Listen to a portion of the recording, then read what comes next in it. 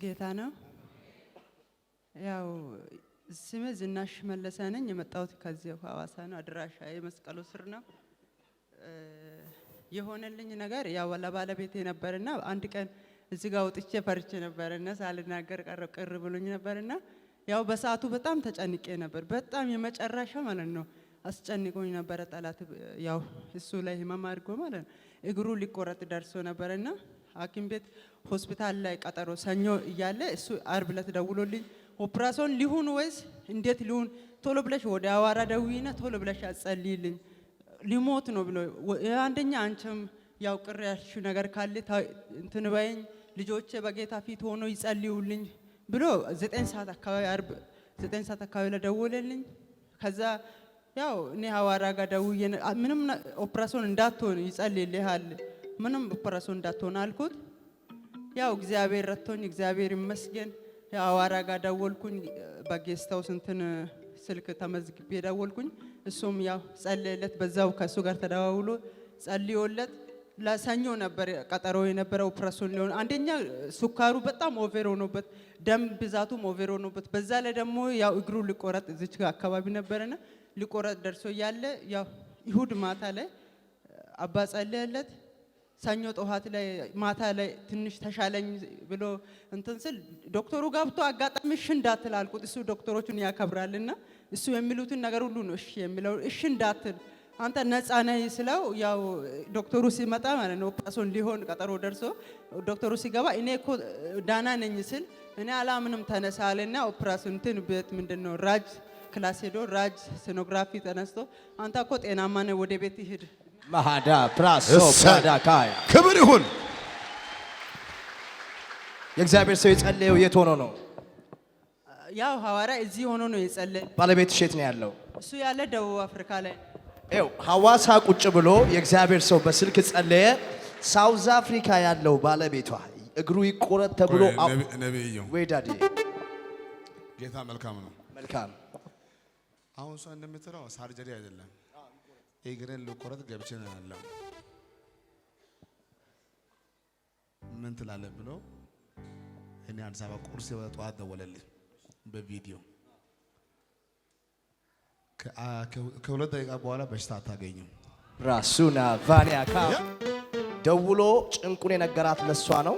የልጆቿ አባት ነው፣ ለሷ ባለቤቷ ነው። ነገር ግን ቀጥታ በስልክ ክፍል ላይ ነው የተመዘገበችው።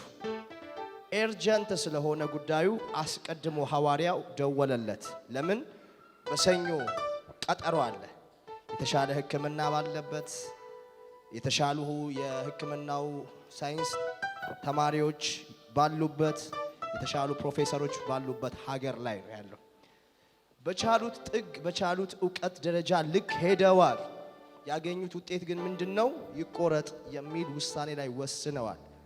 መዝሙረኛው ሲናገር በእኔና በሞት መካከል አንድ እርምጃ ቀረ፣ ነገር ግን እግዚአብሔር ፈጥኖ ምን አለ? ጣልቃ ገባ። እግሩ ከመቆረጡ በፊት ነው ቀጥታ ለባለቤቱ የነገረው። ባለቤቱም ወደ እግዚአብሔር ሰው የደወለችው። ስለዚህ ፕሮፌቲዩ ምን ልትለን ፈልገ ነው ካላችሁኝ፣ የሰማችሁት አዋጅ አለ፣ የሰማችሁት ያስጨነቃችሁ ጉዳይ አለ። ድጋሚ አንድ ነገር መናገር ፈልጋለሁ። የእግዚአብሔር ሰው ኢትዮጵያ ቁጭ ብሎ ሳውዝ አፍሪካ ያሉ ሐኪሞች በባለቤቷ ላይ ያወጁት የይቆረጥ አዋጅ በጸሎት ጉልበት ተገልብጦ ይችን እናት በፊታችን ዛሬ ለምስጋና እግዚአብሔር ካቆመ፣ እንግዲያውስ የእጅ ስልኮቻችሁን አንሱ። የሰማችሁትን ያስጨነቃችሁን ኬዝ ይዛችሁ ወደ እግዚአብሔር ሰው ደውሉ። በጣም እርግጠኛ ነኝ እግዚአብሔር ተአምራትን አድግቶ ድጋሚ ለምስጋና ያቆማችኋል። ጉባኤ ለጌታ ክብር ያጨበጭባል።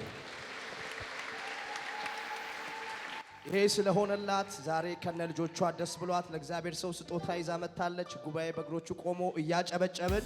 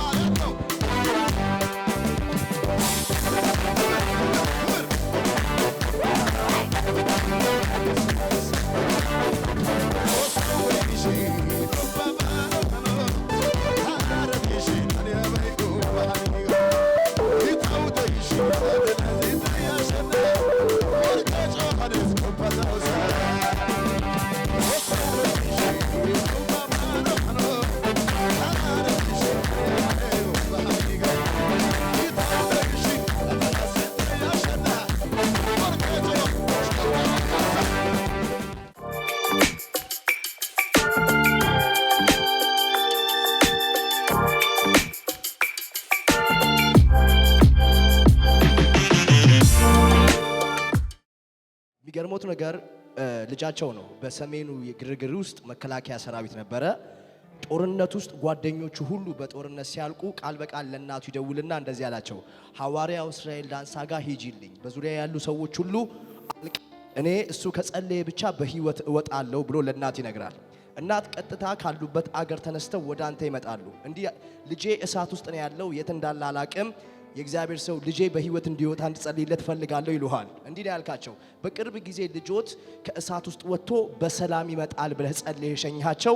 ዛሬ ከክፍለ ሀገር ኪሎ ሜትር አቋርጠው የመጡት ያ ከወንድሞቹ ከጓደኞቹ መካከል እንደተናገርከው እንዳንደበት ቃል እግዚአብሔር ከእሳት ውስጥ አውጥቶት ልጃቸውን በሰላም ስላገኙ ለምስጋና መጥተዋል። ጉባኤ ጌታን በጭብጨባ ያከብርላቸዋል። ሃሌሉያ። እሱ በጌታም አይደለም፣ እኔ በጌታ ነኝ፣ እሱ በጌታ አይደለም። ግን በቃ የዛን ቀን ጠዋት እኔ ከቦረና ወደዚህ ሲመለስ መንገድ ላይ ስልክ የጠራ ደወለ። ለኔ እስራኤል ጋር አትሄጂም እንደ በቃ እስራኤል ጋር ካልሄድሽ እኮ ከዚህ አልወጣም አለኝ። መጣው ሲመጣም ደግሞ እሱ እኔ በህይወት እያለሁ እኔ በህይወት እያለሁ ሶስቱም ወንድ ልጆቼ ስንት ናቸው? 3 ናቸው። ምንም አይሆኑም።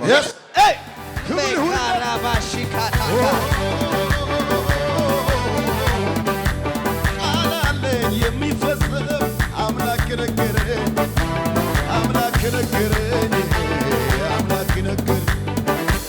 እርባለ የሚፈጸም ጌታ ያሳየኝ፣ አምላክ ያሳየኝ። እሱ ጭብጨባ ለጌታ ሃሌሉያ። ሁለት እጃችሁ ከፍ አድርጉልኝ እስቲ አሜን። በአካል መጥቶ በጌታ መሆን ባይችልም መንፈሱ ግን ይመሰክራል። ብጸልይ ይሳካልኛል። እስቲ አሜን። ለካ ስንጸልይ ይሳካልሃል። ይሳካል። ምሳካልህ ስንጸልይ ይሳካልሃል። አሜን። ከእግሩ ትወጣላችሁ። አሜን። ሐዘን አይሆንም፣ አይሆንም፣ ኪሳራ አይሆንም፣ አይሆንም።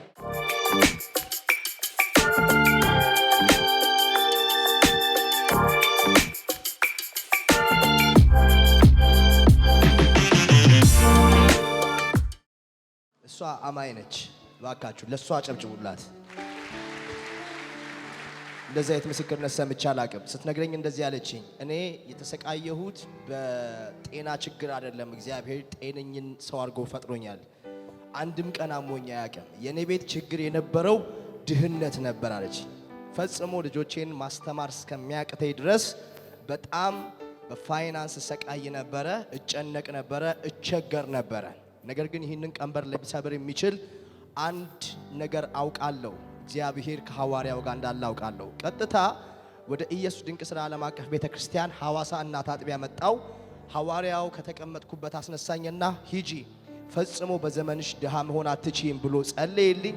ከጸለየልኝ ከዛሽ ቀን ጀምሮ በቀን አንዴ ሁለቴ እንኳን በልቼ ልጆቼን አብልቼ መኖር ያቃተኝ ሴት እግዚአብሔር የአንደበቱን ቃል ተጣቅሞ እግዚአብሔር ዛሬ ከድህነት ነፃ ወጥቻለሁ። ልጆቼን ማስተማር ችያለሁ።